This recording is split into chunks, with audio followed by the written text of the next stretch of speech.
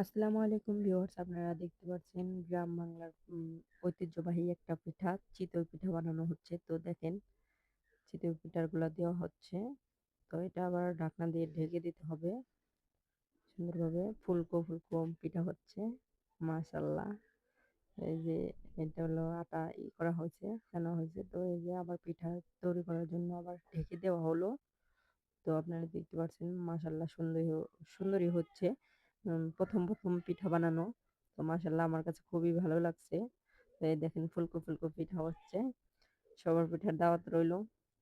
ধন্যবাদ সবাইকে। আসসালামু আলাইকুম।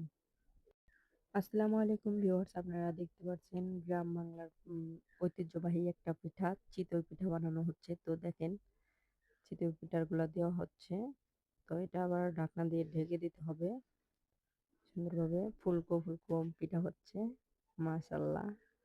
এই যে এটা হলো আটা করা হয়েছে, ফেনা হয়েছে। তো এই যে আবার পিঠা তৈরি করার জন্য আবার ঢেকে দেওয়া হলো।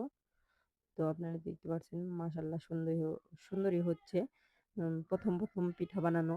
তো মাশাআল্লাহ আমার কাছে খুবই ভালো লাগছে। তো এই দেখেন ফুলকো ফুলকো পিঠা হচ্ছে। সবার পিঠার দাওয়াত রইলো। ধন্যবাদ সবাইকে। আসসালামু আলাইকুম।